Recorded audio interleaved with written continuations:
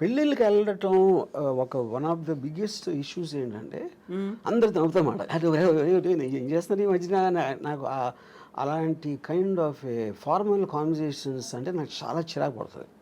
అందుకని అలాంటి ఈవెంట్స్కి వెళ్ళను నేను ఎప్పుడు. నేను పెళ్ళిళ్ళకి అదే చావులు కూడా వెళ్ళను. సేమ్ పెళ్ళిళ్ళకి చావులకి రెండు ఒకటే నా దృష్టిలో. చావుల్లో కూడా అందరూ మాడిమోహం పెట్టుకుని ఎలా పోయారు ఏంటో అసలు ఇప్పుడు అనుకోలేదండి ఈ డైలాగులు అన్నీ అనాలి. సేమ్ స్టాండర్డ్ డైలాగ్స్ ఉంటాయి. అందుకని ఈ రెండు పెళ్ళిళ్ళకి చావులకి ఎప్పుడు నేను వెళ్ళాం. స్ట్రాంగ్ స్టేట్మెంట్ కదా. సాంగ్ అంటే నాది నా ఫీలింగ్ అది. రెండు ఒకటే. చావు అంటే మీరు వేరే లోకం వెళ్ళిపోతున్నారు అనుకున్నాం, పెళ్ళి కూడా మీరు వేరే లోకంలోకి వెళ్ళిపోతున్నారు. సో పెళ్ళి చావు రెండు ఒకటే అనడం అనేది అంత ఈజీ కాదు కదా. ఈజీగా కష్టం కాదు కదా, అది నేను అనుకునే ట్రూత్. అది పెళ్ళి అనేది మీ ఫ్రీడమ్ కోల్పోయి ఒక జైలుకి వెళ్తున్నారు. ఇక్కడ కూడా మీ లైఫ్ బతికే ఫ్రీడమ్ కోల్పోయి చచ్చారు. ఆ రెండింటికి సిమిలారిటీ ఉందా అనేది నా బిలీఫ్. అది సో ఇలా మాట్లాడడం బ్యాడ్ కావచ్చు, కాకుంటే రాము గారితో మాట్లాడవచ్చు. వాట్ ఇఫ్ ఎండ్ స్టేజ్ రాము గారు ఎలా ఉండాలనుకుంటున్నారు, ఏం జరగాలి, ఎలా ఉంటే బాగుంటుందని? ఎండ్ స్టేజ్ ఇప్పుడు నేను నా పనులు చేసుకునే అంటే నేను ఎవరి మీద డిపెండ్ అవ్వకుండా నేను చేయగలిగే నేను చేసుకోలేని రోజు వచ్చినప్పుడు డెత్ అనేది వస్తుంది. డెత్ నేను ఏం చేయలేను, బతికుడిని కూడా ఏం చేయను అనే రోజు వస్తే నేను చచ్చిపోతాను. ఎందుకంటే I want to see what happens in the next after the death. Yeah ఎలా? I have my ways. మీరే చచ్చిపోతాను అంటే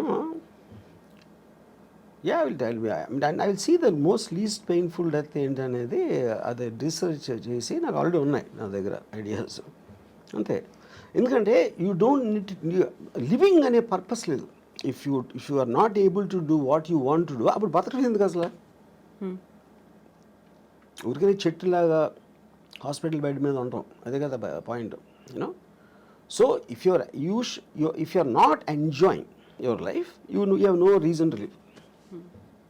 ఇది ఇంకొక ఎక్స్ట్రీమ్ కదా, చాలా ఈజీగా పోవచ్చు, లేకుంటే ఇలాంటి పెయిన్ఫుల్ అనేది లేకుండా. ఎక్స్ట్రీమ్ అనేది ఉండదు, ఎవరి థాట్ అలా ఉంటుంది. మీకు ఎక్స్ట్రీమ్ అయింది అనేది నాకు చాలా న్యాచురల్ అనుకోవచ్చు.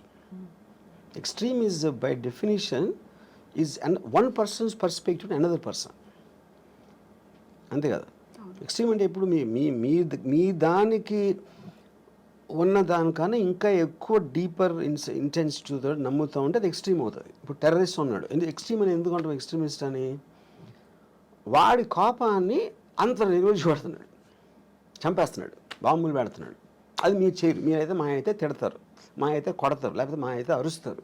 వాడు దానికి వెళ్తున్నాడు. ఇలాంటితో వర్కౌట్ అవ్వని వాడు నమ్ముతున్నాడు. కానీ ఎక్స్ట్రీమిస్ట్ ఎవడు వాడు ఎక్స్ట్రీమిస్ట్ అనుకోడు కదా, వాడు నమ్ముతూనే చేస్తున్నాడు అది. యా. సో పెయిన్లెస్గా ఉండాలి, ఈజీగా స్మూత్గా ఉండాలి అంటే రీసెర్చ్ చేస్తున్నారు. యా యా యా అందులో సూసైడ్ కూడా ఉందా? సూసైడ్ అని కావాలి కదా, లేకపోతే మీరు ఇన్ఫ్లిక్టింగ్ ఆఫ్ పెయిన్లెస్ అనేది మీరు అనుకునే పర్పస్కి ఎంత సింప్లిస్టిక్గా ఎంత స్మూత్గా జరగాలని చూస్తారు. అది బిజినెస్ అవ్వచ్చు, లేకపోతే any decision you are making, you want to make the effort lesser to get the maximum result. అప్పుడు డెత్ అనేది మీకు రిజల్ట్ కావాలి అనుకున్నప్పుడు డెత్లో ఒక పెయిన్ ఆస్పెక్ట్ అనేది ఎంతో కొంత ఉంటుంది. మేబీ ఆ ఎంతో కొంత దాన్ని రెడ్యూస్ చేయడానికి you will use your knowledge and your thinking. Yeah. So ఎప్పుడు నేను ఆ లాస్ట్ స్టెప్ తీసుకోవాలి అనేది ఏ స్టేజ్లో డెసిషన్? నేను చెప్పాను కదా, when I can do, when I have to depend on somebody else, that is the last stage for me. Yeah, it is not about the age. ఇప్పుడు సపోజ్ నాకు ఇప్పుడు మీ స్టూడియోకి ఇంటర్వ్యూకి వచ్చాను, ఇప్పుడు వెళ్తా ఒక యాక్సిడెంట్ అయిపోయి నా కాళ్ళు పోయినాయి అనుకోండి for example. So I might do it now only.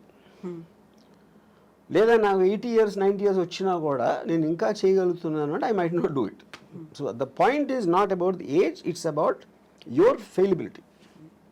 So మనం డొనేషన్స్ వీటన్నిటి గురించి మాట్లాడుకున్నాం. ఇలాంటి సడన్ డెత్ ఏదైనా వచ్చింది అనుకున్నప్పుడు నా హార్ట్ డొనేట్ చేయండి, లేకపోతే నా ఐస్ డొనేట్ చేయండి, నా కిడ్నీస్ డొనేట్ చేయండి, ఇలాంటి జీవన్ దాన్ అనే కాన్సెప్ట్ వచ్చింది కదా.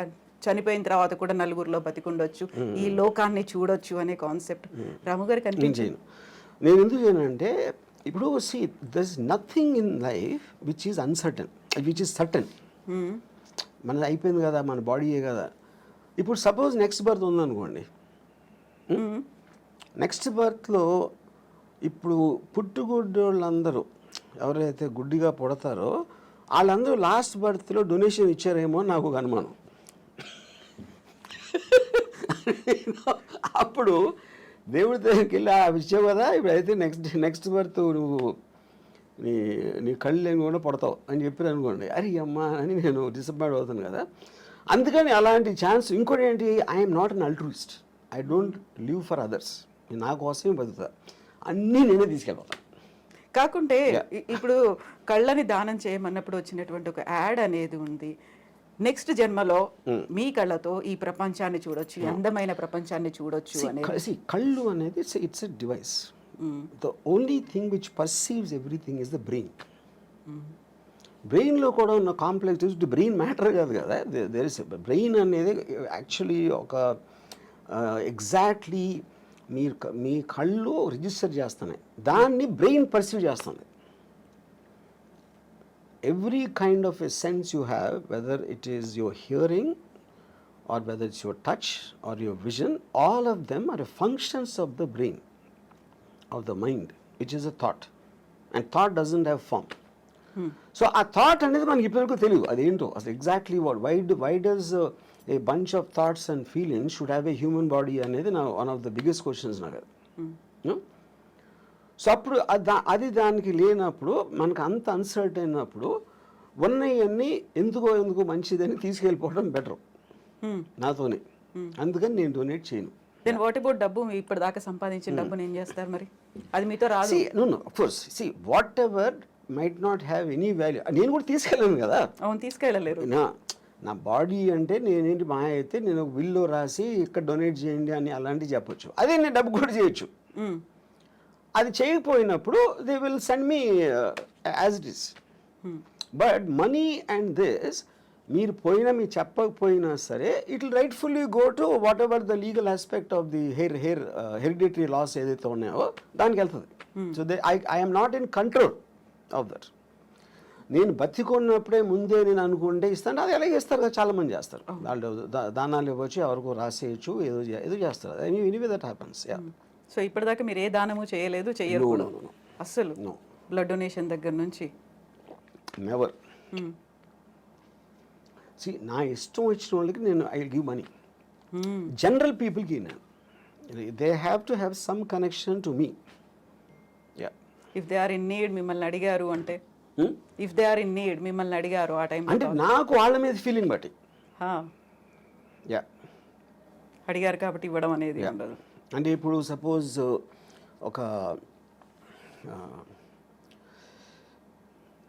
అంటే ఇప్పుడు డొనేషన్ ఎప్పుడు మీరు ఒక వికలాంగులు లేకపోతే పేదలు లేకపోతే మన ఏమంటారు దాన్ని ఎయిడ్స్ అంటే ఎయిడ్స్ వచ్చినప్పుడు చెప్తున్నాను, అంటే I'm just what ever comes to my memory. అలాంటి ఆస్పెక్ట్స్లో ఎందుకంటే ఒక జాయిలు ఉండాలి, ఒక ప్రజలకు సేవ చేసే. ఇప్పుడు నేను సేవ చేసేది కేవలం అందమైన అమ్మాయిలకి. ఇప్పుడు నేను ఒక పర్టికులర్ టైంలో నేను ఒక అమ్మాయి నేను మాట్లాడుతూ ఉంటే, అమ్మాయి ఢిల్లీ నుంచి వచ్చింది. తను ఆప్ పార్టీ మన కేజ్రీవాల్ అరెస్ట్ గురించి మాట్లాడతాను. నేను వేసుకున్న డ్రెస్సు చాలా అందంగా ఉన్నావు, నేను అది అనుభవిస్తున్న టైంలో నువ్వు కేజ్రీవాల్ అరెస్ట్ గురించి మాట్లాడతావు. అలా కేజ్రీవాల్ నాకు సంబంధమే లేదు. అప్పుడు ఆ టాపిక్ మూలాన నేను ఆనందించే ఆస్వాదన తగ్గిపోతుంది, అది డిస్టర్బ్ చేస్తుంది. అప్పుడు నీకన్నా కేజ్రీవాల్ నాకు ఎందుకు ఇష్టం అవ్వాలి, నువ్వెందుకు అనుకుంటున్నావు నాకు చెప్పాను. ఇప్పుడు ఇక్కడ పాయింట్ ఏంటి, she is concern about Kejriwal లేకపోతే ఢిల్లీ పబ్లిక్ ఏమవుతారు, బీజేపీ వాళ్ళు ఏదో మోసం చేస్తున్నారు, బీజేపీ వాళ్ళు కొట్టబానుతున్నారు, ఇది అది అని చెప్తే నాకు బీజేపీ సంబంధం లేదు, కేజ్రీవాల్ లేదు, ఢిల్లీ ప్రజలు కూడా లేదు, కానీ నువ్వంటే ఉంది. అప్పుడు ఎవరి మీద నాకు ఇష్టం, మీకు వికలాంగ ఇష్టం అన్నప్పుడు నాకు అందమైన అమ్మాయి ఇష్టం. I'm just trying to give an example. So అప్పుడు నేను ఒక అమ్మాయి అందాన్ని కెమెరాలో బంధించడానికి నేను లక్షలు ఖర్చు పెడతాను. అదే లక్షలు వాళ్ళకి ఇవ్వచ్చు కదా, స్కూల్ కట్టేసేది కదా అంటే నేను చేయను. ఎందుకంటే I'm getting happiness out of that.